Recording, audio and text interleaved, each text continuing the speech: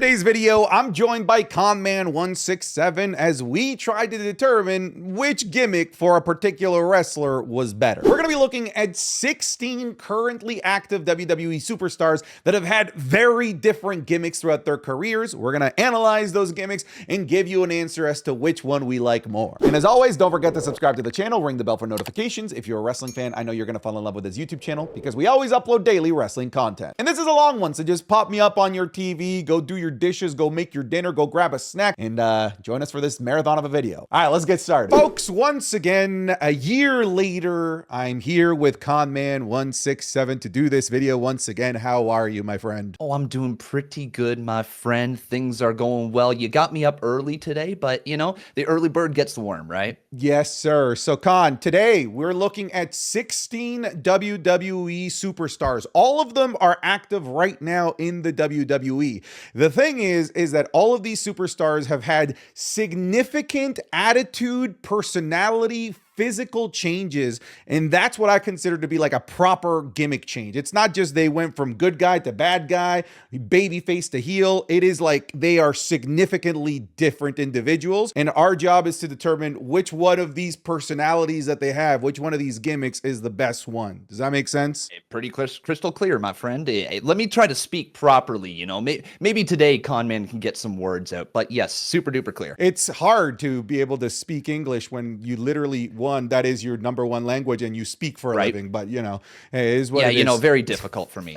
All right, let's get started. All right, so Con, here is the first one. We have Solo Sakoa. We have angry, hooded Solo Sakoa that just goes around ruining WrestleMania main events, doesn't talk, doesn't say anything. And then we have, I got tickets, funny Solo Sakoa, the tribal chief Solo Sakoa, a little bit of a cult of personality Solo Sakoa, a Solo Sakoa that actually has a personality. I'm going to throw this one to you since you're the guest of honor. What do you think of these two before you tell me which one you like more? Well, obviously, Solo Sakoa, like the right-hand man, tribal chief, whatever he was pretty good. He was taken seriously, but like you said it all, the personality from this new Solo Sakoa is just very, very fun and entertaining to watch. Like, he feels like he's a combination of Jay and Jimmy Uso just morphed into one. Just he's so entertaining to watch. Like, just that photo right there, the tickets, the way that he walks around, his hands dropping down. I love every bit of it. My favorite thing is his facial expressions now, because before he had none. He was just a stoic stone, a guy whose entire job was to show no personality whatsoever, which makes me wonder if they knew that Solo Sakoa had the ability to be this charismatic, why would you pigeonhole him to a guy that's the complete polar opposite that has no personality at all whatsoever? Because this version of Solo Sakoa, in my opinion, like, isn't even just better, it is like leagues and bounds better. Like, this version of Solo that we have today, that's a guy I can actually like root for, that's a guy I can actually care for. But you like him, right? I really like him. Yeah. I really like him. But the one before, I'm like, oh, you're just a tool for Roman Reigns. You know what I mean? He's just there, right? And like the thing is he saw this already down in NXT, the Street Fighter gimmick that he had before he was called up and put with the Bloodline. That was entertaining as well. The way that he cut those promos, he could be taken seriously as well. So like, I think this Solo Sakoa character not only has the charisma with it, but he's got the ability to grow and become even more of a serious character that fans could see back at that World Heavyweight Championship level. Yeah, it sounds like we're both in agreement. Are we both going with I got tickets, Solo Sakoa here? All right, okay. Of course, without a shadow of a doubt. Here is our next one. This one wasn't around last year when we did this video. Not at all. We have Bo Dallas, and UncleHowdy, also Bo Dallas. Let me take this one first, okay? These couldn't be more polar opposite. We were talking about polar opposites with Solo Sakoas, but this is just a complete and utter 360. Bo Dallas, this delusional, lovable loser that just somehow kept winning matches that he didn't deserve to win, but thinking it was all because of his ability ability to be able to manifest positivity. And then we have Uncle Howdy, a guy that portrays a very mentally disturbed individual that's dealing with some very real life issues manifested on TV, being a leader of a ragtag group of people that have also sort of been left behind by the company, by fans. They are entirely different types of characters that I dare say can't even be compared, but we have to. We have to, dude. So, with that being said, I'm out of breath somehow from running around back there. That's not good, man. That's really not good. Dude. But like, all I have to say is the two catchphrases that have stuck with me forever is all you have to do is believe and B team, go, go, go. I love the original Bo Dallas. I thought he was such a funny character. This is cool, the Uncle Howdy character, because it is something that he gets to pay homage to his brother Bray Wyatt, right? And for him, that's got to be one of the coolest things ever. We've yet to really see too much with this group, though. The few moments they've been around have been fun, but we haven't seen the same level. I liked this Bo Dallas, the original one. I thought he was such a fun, interesting character. His time in NXT, where he was just this slimy, smiley champion, was great. Yeah, I got to give it to the original Bo Dallas. I think part of the problem with Uncle Howdy is that we haven't really seen it yet, you know? Like, it's been so start-stop, and it really peaked at the very beginning when they debuted and we thought they murdered Chad Gable. It never really got better than that. So like, in terms of infectious personality, in terms of like who I gravitate more towards, I am kind of leaning towards Bo Dallas, but I know that the ceiling is much higher for Uncle Howdy. We just haven't been able to explore that yet. Like, maybe next year when we remake this video, I might be more willing to say Uncle Howdy. Here's my question to you, because we have Uncle Howdy and Bo Dallas here, so let me rapid fire spit here, okay? All right, Joe Gacy, the one we had in NXT or the one in the Wyatt Six? You know what? The one in NXT was interesting with the smiling masks. I love the one in NXT. Yeah, What was it? What was the name of their faction? It was the Schism. The Schism. Yeah, Schism. Yeah, it is Schism. Good shout. All right, I would go with Schism as well. What about Dexter Lumis? Brooding stalker Dexter Lumis or current Wyatt Six Dexter Lumis? I like the look of current Dexter Lumis more than I like the look of the OG. I think Index was the best that we have had with Dexter Lumis yet. Look, I think we're all in agreement here. I think in ring and like physically, like I feel like current Dexter Lumis is better, but I don't know, man. I like the like stalker in the corner vibe. Right. Just how uncomfortable he made me feel. The Stranger Things theme song that he had coming out was a little creepy. What about Nikki ASH versus current Nikki Cross? Well, you could actually say there's three versions, right? You had the OG Nikki Cross, the Twisted Sister. Then you had Nikki ASH, almost a superhero. And then you now have whatever we want to call this one. I think long-term, this new one does have a lot of potential just because she does have this creepy vibe to her. And I think that's a character that could break free from the Wyatts at some point. But, I mean, Twisted Sister Nikki was awesome. And I think you're going to see a trend. I loved NXT Black and Gold, so like the OG characters are some of my favorites. I didn't love Almost a Superhero. It was a cool moment, right, with her winning the briefcase, but like I didn't love the character overall. I got to go OG Twisted Sister. I would actually go like with the sanity levels. Yeah, I'd actually go with the current one. I like the spookiness of the current one. The way she crawls around, the way she scares me with the freaking pop-ups on screen. I would say also I'll throw this. Yeah, go ahead. No, I'll just throw this in here. I think she kind of falls into the same category as Uncle Howdy right now, though, where we haven't seen enough to know what her future is going to be, where this character is going. It is interesting for sure. My counter argument is that I've seen enough of the other ones that I didn't like. So okay, that's why I'm going to go with the modern day one. And we can't really do Big Red Eric Rowan because it's the same. He's playing the same thing. There's no change. Pretty much. All right, let's move on. The Bludgeon Brothers Rowan. How about that versus this one? Dude, the giant rubber mallet that they came out towards. Dude, that tag team was actually sick though when they got in ring. I actually liked it. They were actually so sick. All right, this is another one that wasn't around last year when we made this video. The artist formerly known as Shinsuke Nakamura from NXT Black and Gold. The awesome vibes, the gyration, the dancing, the strong style versus the Wayward Samurai, the lone word samurai going through the fields, finding his next opponent to finally take him out, Shinsuke Nakamura. I'm going to take this one real quick, okay? So All right, do it. I loved Wayward Samurai, Shinsuke Nakamura. I felt like there was something there. Like there was something that this could finally be a character that they could push to the moon. They just did nothing with him. I love the look. I love the vibes. I love the entrance. I love how his in-ring changed. I liked his promos. I like everything about Wayward Samurai Shinsuke Nakamura. It just seems that WWE doesn't, because they've done nothing with him. But it's such a cool look. It's such a cool gimmick. Everything about it screams badass.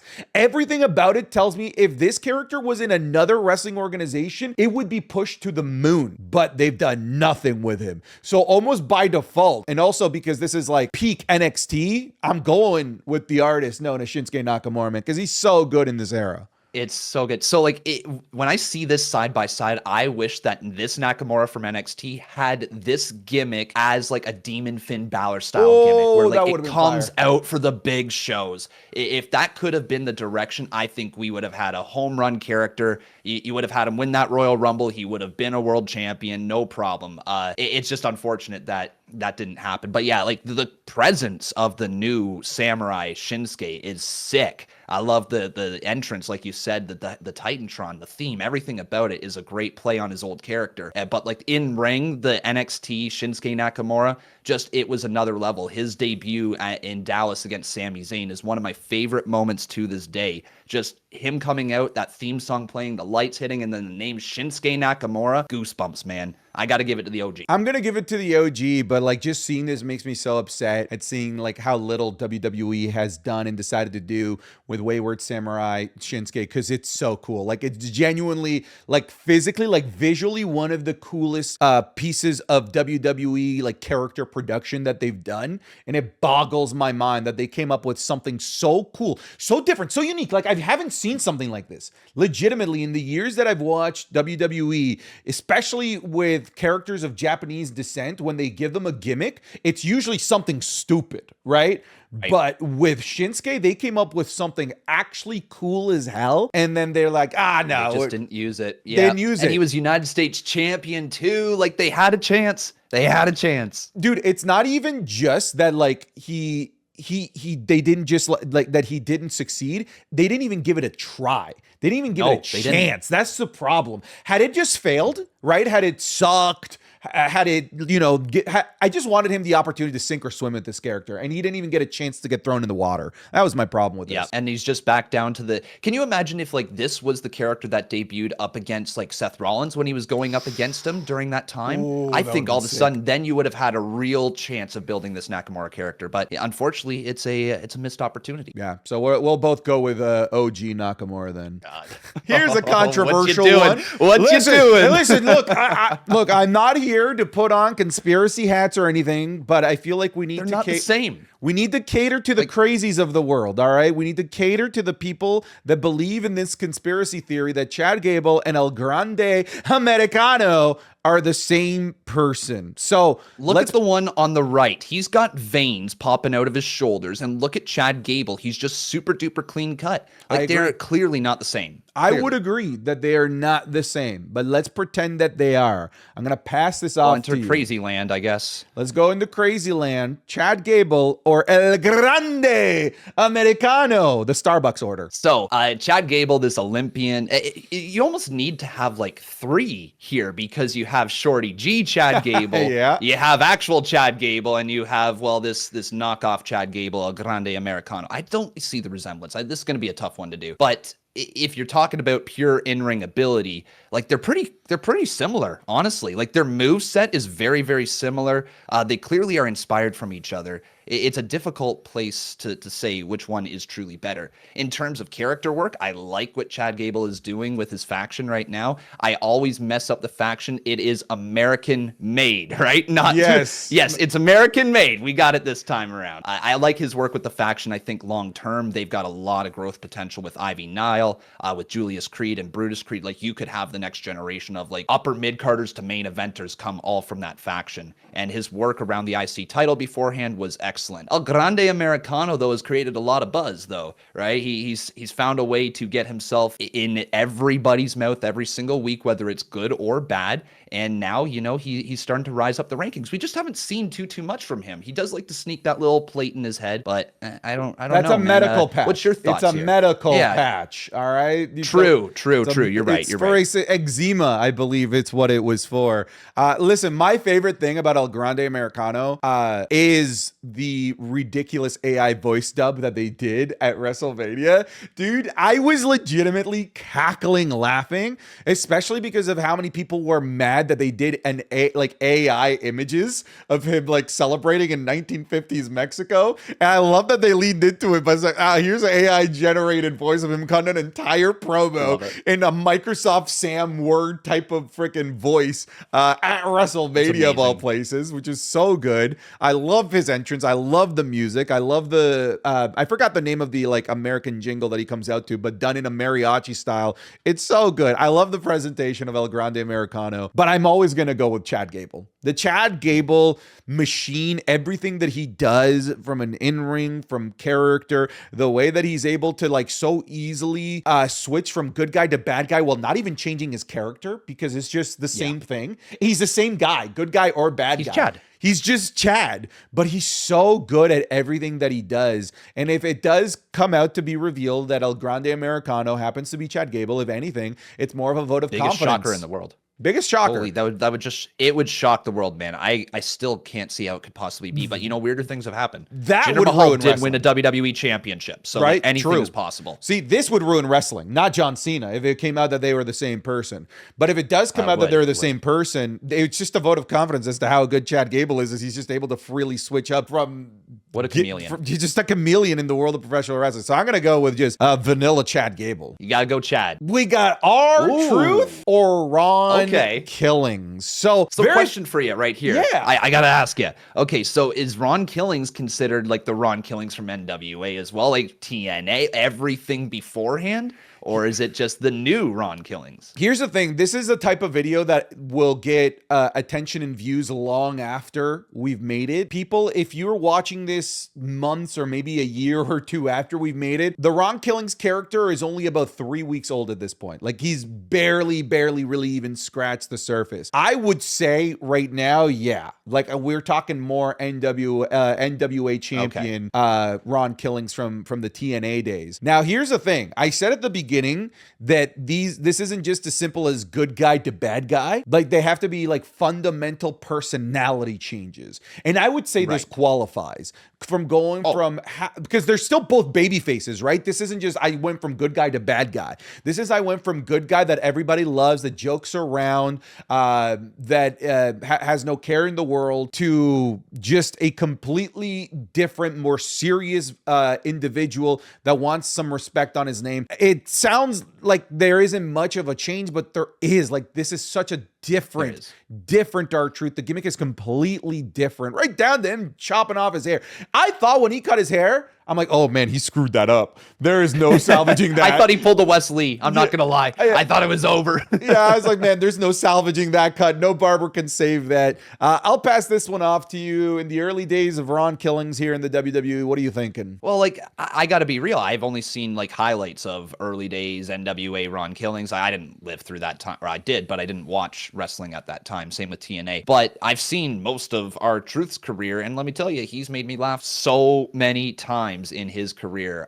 He is probably, and I don't think I'm wrong saying this, the greatest comedy character in WWE history. He's, if not the best, he's top 2, I would say for sure. And when you get that type of connection with the audience where you can make them laugh at any given time, go out there and make Brock Lesnar laugh, go out there and make Paul Heyman laugh, and all this stuff, it's one of the best, most memorable characters in WWE history. And I think R-Truth himself is a Hall of Famer because of all of his contributions as this character. But Ron Killings has me the most interested because it's like, what's next, right? What's to come with this serious character? It's not often you see a comedy character become serious, especially a comedy character that everybody loves and then accepts and wants to see in a bigger position like this Ron Killings. So I'm intrigued, man. It's too early to say for sure if this Ron Killings character is going to work at a main event level or if he's going to have a little run and then drop back down to like a mid-card level or something like that, which I still think the R-Truth character did quite well. So we'll see, man. I love R-Truth though. Yeah, listen, I think because of how early on it is, I think the answer has to be R-Truth. Just like we're talking about 17 years as R-Truth. I'd say of those 17 years, we've got about 13 of those being this comedic character that we've fallen in love with.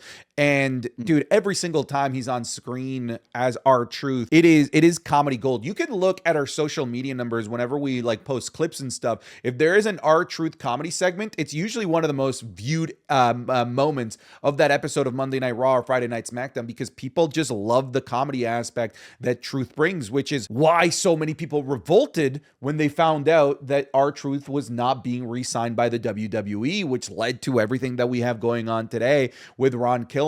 The Ron Killings character is brand new, too new to really even give a fair shake to. Like you said, I land in the camp that I'm interested, but R-Truth is the answer. Like R-Truth, far and away, like you said, Hall of Fame career just off the back of his jokes, if you ask me. So I'm going R-Truth as well. Damn, well, we had to. Come on, you can't not have Stardust versus Cody Rhodes in a video about which gimmick is better. All right, we got Stardust. We have the Cosmic one versus the American Nightmare, Cody Rhodes. Oh man, dude. Talk about like polar opposites, like just not even similar. Opposites. Not at all it's similar. Insane. It's actually insane that we have one of the greatest moments in WrestleMania histories, like from the guy who played Stardust. It's the same, right? Like the same guy, and you can't believe that it actually is when you even take a look at the screen. They're two completely different people. If we're actually being serious here, it's Cody Rhodes. Oh, dude, I thought you were freaking doubt. I thought you were about to go. If we're being serious here, like as a gimmick, Stardust is where it's. I thought you were gonna go Stardust here for a second. You know what? It would have been good for the views. But like, no, it's Cody Rhodes without a shadow of a doubt. However, Stardust, I will say this. I thought that character could have been so much bigger than it actually was. When he was just finally starting to get mixed up with Stephen Amell, I thought that the character was reaching, like, okay, this could take the next step. This comic book villain, he had the Ascension by his side, like the Cosmic Wasteland or whatever it was they were called. I'm like, there's something here, and his theme song's a bit of a banger. So I was interested to see what would happen. But once he got out of that face paint, his career just completely took off. And so that's all you need to know. He did better on the indies. He did better. He helped start another company in AEW. Then he made his way back to WWE. He finished his story. He's one of the most talked about people anytime he's on a show. It's the blonde Cody Rhodes. I about said OG because it's pretty similar, but it's blonde Cody. I would agree. Well, obviously, I would agree as if like it's like wait, hot take over hot here. Take. I would agree that the current Cody Rhodes is where he's at, but there was a charm to Stardust, and it's clear that Cody played him incredibly well. Like he really, really went all out with the Stardust character. I am curious, like off the top of your head, is there anyone like in the history of professional wrestling that's made this big of a pivot from like a DOA, dead on arrival, like dead end gimmick to like this big a star? Because I can't, like maybe Rocky Maivia. I was gonna say that's one that came to mind because but even then, like when Rocky Maivia showed up, he got a reaction, right? Like it was still, and like it was a normal transition, right? He went with the Nation of Domination. There was a reason why he turned on the crowd because they were booing him.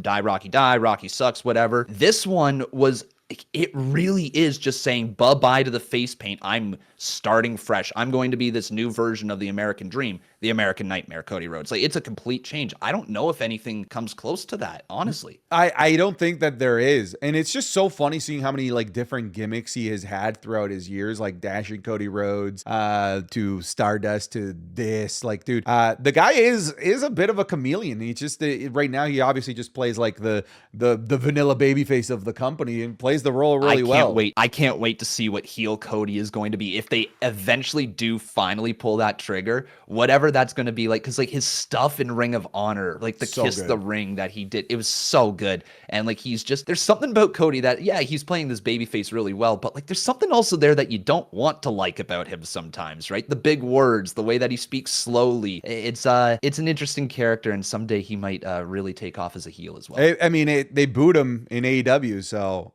with the exact same character that he plays in WWE, like nothing changed.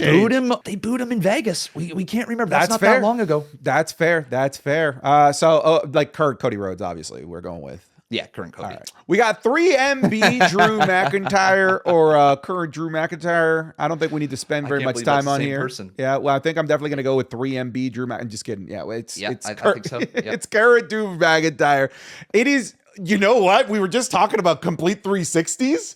I like how we can't think of any. Dude, this might be another one that's up there in terms of just like it's up there. Completely, utterly different.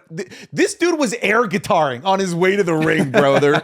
This dude was air guitaring, losing the hornswoggle, and now he's one of the most badass dudes in all of professional wrestling. It's actually crazy to look at that Drew McIntyre from 3MB and to think that once he was the chosen one. Like, that's how long Drew's been around. He was the chosen one from Vince McMahon before all of this. He was rolled out there with a red carpet, IC champion, everything, and then he fell down the card, became 3MB Drew McIntyre. He got released, I believe, right? He got released, and then he went on to the Indies and just became Drew Galloway, if I'm remembering correctly. Scottish and psychopath. That guy, that's where this character was born, and everything that he became on the Indies, he brought right back to WWE. So yeah, you're right, man. This really is like a huge flip because he was air guitaring next to Jinder Mahal and Heath Slater, baby.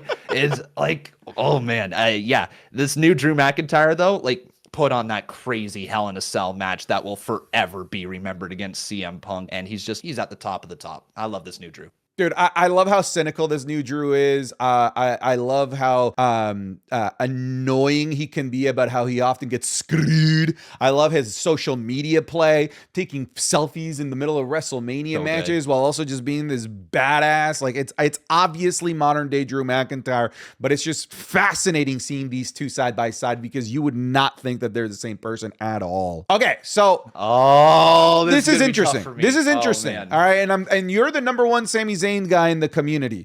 Now, there's no physical change. There's no like, oh, I'm now wearing a mask. I now don't air guitar. I aren't a cosmic being. These are both Sami Zayn. But if you can't differentiate these two by like being complete polar opposite gimmicks, then I don't think that you have eyeballs. We have the honorary Uce, Sami Zayn, delusional heel that is doing everything to be accepted by these guys that he has nothing in common with, to I don't know what current day Sami Zayn is, like the ultimate underdog from the underground. That's the best way to describe him. He is the ultimate underdog in WWE. It's the exact same character that he had in NXT, actually. He just doesn't have the shaved hair. He is so much fun to watch.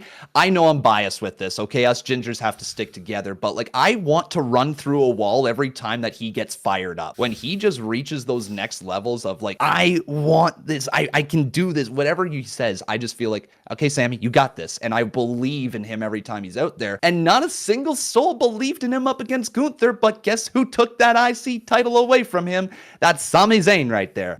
So you're going current day Sami Zayn. I love how he's just like, okay, now let's be real here, which is the better character, like the honorary Uce or that guy. I got to go OG just because I love him right now. But like I say OG because that's the same character as NXT. But honorary Uce was so entertaining to watch. watch. Like the high fives with Jimmy and Jay, constantly trying to go and earn Roman's respect. Like it was very entertaining TV. It's honorary Oos, dude. I don't know how you can pick anybody aside from honorary Oos.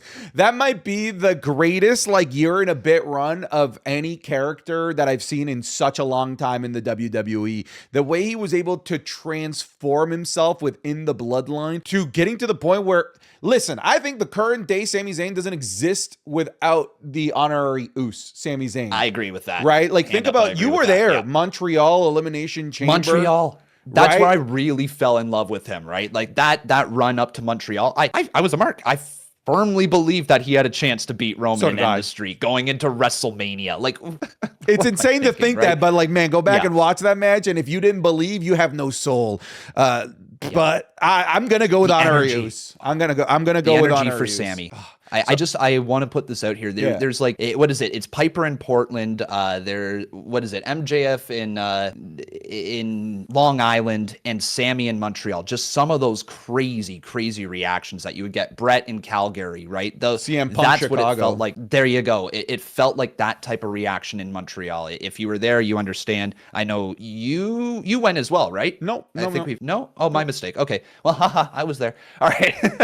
Next up, we have Tozawa, you nasty Alpha Academy Tozawa versus Ninja Assassin running around with 7 foot tall Omos Ninja Assassin Tozawa. I will be honest with you, I barely remember Tozawa's ninja phase in the pandemic era. But much of the pandemic era for me has just sort of like disappeared out of my brain. So I'm gonna just say current day Tozawa. I feel like he's so lovable, so likable, and so easy to root for with what the shenanigans that he does. Yeah, I mean, it's got to be this Academy Tozawa for sure. Ninja Tozawa had his funny moments. Don't get me wrong; it introduced Omos to the world, so.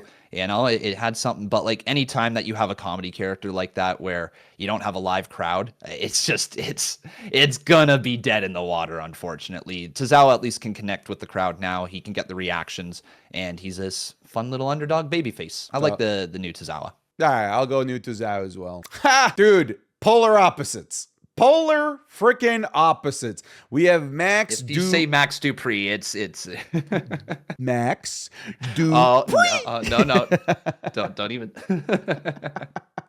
Versus LA Knight. Yeah. What are you thinking when you see these two things side by side? How was the left one ever a gimmick? How did that ever exist? It wasn't an NXT gimmick. It just was a Vince creation, I'm pretty sure, where it's just like, come on up and I don't get it, Santi. What happened here? Honestly, I think this is where Vince McMahon started becoming a little bit delusional. I think this is where all of us were like, okay, he's lost it. Like, all right, 2019 WWE is pretty bad, some bad booking. We forgave some stuff of the pandemic, but then to turn LA Knight, like one of the coolest things that they had down in NXT, one of the characters that so many like NXT fans were excited to see transition into the main roster, because I think all of us were like, that's a main roster character. That just works on the main roster. And then to take a character that works, we knew was going to work on the main roster, and turn him into a modeling agency CEO where he ran around demanding that his models, Masse and Mansois, it would be the best possible male models that they can be. And then his sister was Maxine Dupree. I don't know what the hell they were thinking. They had money on the plate and they threw it in a garbage dump, only to have to go back and dumpster dive for it to bring it back. What's even worse about the addition of Max Dupree is that Maxine Dupree, along with Masse and Mansoir, worked. That combo worked. It did. But then the moment you added this guy, it was just like, oh, well, we hate everything about this. And it ruined that entire group for them as a result. I do not understand how this was ever a thing. It's just absolutely insane. And one of the best things they possibly ever did was allow LA Knight to break free from Max Dupree, because the moment he did, he truly became a megastar in WWE. I can't picture it right now without him. Dude, yeah, WWE needs an LA Knight, and I can't imagine a world where it ever needed a Max Dupree. I'll say that. So, LA Knight for sure. Going down a different rabbit hole. Interesting. Okay. We have Nick Aldis. No difference in terms of personality and who he is, but very different in terms of what they do in the business. We have a manager gimmick, Friday Night SmackDown general manager. Gentlemen, I did not come prepared for a main event, so thank goodness that you guys started a fight, because it'll be you two versus you two in the main event versus Magnus. You started off strong. Versus... You started off strong with that, yeah. I appreciate that. Accents aren't my thing. Versus Magnus. Nick Aldis, NWA World Champion, actual professional wrestler. This might be even a shock to some people that only watch WWE on this page, that maybe didn't even know that Nick Aldis was like a legit pro wrestler, like top of the card in Impact Wrestling, now known as TNA, NWA champion. Like, this guy was a big deal. Was one of the headliners of the first ever AEW show, not properly AEW yet, in All In, back when it was under the ROH banner. Fought Cody freaking versus Rhodes. Cody. Yeah. So, you know, I'm curious what you think about like the dichotomy, the complete difference between these two. Do you want to see Nick Aldis get back in the ring? Well, I was going to say the exact same thing right there. I think that answers it, right? As much as it's cool to see this GM, I think all of us want to see Nick Aldis get back into the ring. The amount of times he ate an RKO from Randy, we thought maybe he could be the special opponent at WrestleMania for Randy. Everybody kind of wants to see this man back in the ring. So I think that tells the story right there, that the character who is better is the actual wrestler. This GM is a shell of his wrestler, right? He's there, he's doing a job, but like, it's the end of his career. You know, it doesn't feel like this is the beast of a wrestler that Magnus was in TNA. I gotta go with the wrestler, man. It's because it's something I want to see still. I want to see Magnus / Nick Aldis in WWE wrestle. I'm so with you. This is a man that's 38 years old and is still looking like a Greek god out there in that suit, all right? He still has mileage left. I want to see Magnus. I want to see Nick Aldis back in the ring. I want to see what that looks like in a WWE ecosystem. I like the manager. I think he plays the role quite well, even though, like, if on paper he actually does a terrible job because he never comes prepared with matches and is just hoping that people start brawls. Yeah, I got to agree with you. The new Teddy Long. The new Teddy Long. I'm going to go with wrestler Magnus as well here. Here's a new one. Naomi the Glow versus the Proceed with Caution Naomi. This isn't even just I'm good and bad now. She fundamentally changed everything about herself when she turned heel here. Here's what I'm going to say real quick. I think that as a babyface, and people on my channel have heard me say this before, Naomi was always destined to be at most the 6th most popular female on the roster. As a heel, this character, they keep taking all of the right steps forward. She has the potential to be the top women's heel in all of professional wrestling. Like surpassing Mercedes Moné, maybe not surpassing like the heel run of a Toni Storm, but Toni Storm is babyface right now. I look at the landscape of women's heels right now. The formula is there for her to be the top heel in WWE in women's wrestling. This delusional character, stalker, psycho, crazy, her suitcase, a Money in the Bank briefcase full of weapons like knives and tasers. Like, I know it's brand new, but I gotta go with Proceed with Caution Naomi. I love the glow, by the way. I adore the glow. I think you're spot on here, man. You're right. Naomi as the glow, she was women's champion. Don't get me wrong. She had that glow up title, right? It looked cool and it was a cool moment, but it never felt like she was going to be the star of the division as this character, right? She was always going to be somebody who could challenge for the title, but maybe not get that long of a run with the championship. This Proceed with Caution Naomi, man, you're right. You see just top level athlete right here, top level performer with Naomi who can just reach that next level. If we can be honest here, she can be the star of the next 2 years of the women's division because she has Bianca Belair to go up against. She has Jade to go up against. You have a Rhea Ripley. You have a Tiffany Stratton. These are all these people she can feud with and get like 3-month programs with, and she will do a great job. And eventually she'll be women's champion because she is Miss Money in the Bank. I got to say Proceed with Caution. I agree. I think this will be a quick one. I'm just gonna go with Tribal Chief Roman Reigns. But weren't you a don't fan of Big your Dog? Fist for the Dude, Big Dog? Don't ever do that in front of me ever again. All right. If you want to fight, you do that in front of me in real life. I can't stand the Big Dog. At least I didn't make eye contact. Yeah, please never do. Yeah. Please never make eye contact when what do you even call that? Locking and loading your fist. The fist. I can't stand the Big Dog. For me, it's Tribal Chief. The character is just leagues better as the tribal chief. Actually, it is a character. Before, the big dog was just, I don't know. It was there. He's just there. He's just there. Yeah. Like, what do you think? I don't think we need to spend very much time here. So we don't have to spend a lot of time. I do think the big dog does get a lot of flack because of how good the tribal chief character is, and because it was just the epitome of the Vince McMahon era, right? The dog food, all that stuff, the 6-month run against Baron Corbin and his faction. It was tough, don't get me wrong. I do think he had great moments, like breaking out of the Shield was entertaining. That first little run where he was being tested in the main event. I liked some moments where he was like this coming of age story where like John Cena's in the ring ripping him to shreds. You don't get the tribal chief character without him going through all of that, right? So I think it's integral to telling the story of Roman Reigns, but like it's night and day, honestly, when we talk about the character in the ring, the presentation, everything. It's tribal chief Roman just clears. Oh, it's not even close, dude. You know what? Like, obviously, like promos, character work, it's so much better as a tribal chief. You know where he excels so much more, though? It's his facial expressions. Because whenever Big Dog Roman would try a facial expression, it would become a meme because he'd look so stupid. Remember when he looked at the camera and winked, and we're like, "Oh Yeah. God, I hate this." Oh my God, the suffering succotash. God! But if Roman were to look at the camera and wink now, we'd be like, "Ah, that's so sick." That's a good thing. Go tribal chief. Finger up. Yeah, dude, it's Roman Reigns. Like tribal chief Roman Reigns. We're going with a deep cut here. Were you aware that Santos was Hijo del Fantasma in NXT? He was, yes, very briefly. He came in for the Cruiserweight Championship, if I'm not mistaken. That's right. And did he win it right out of the gate, too? He won the Cruiserweight Championship right out of the gate.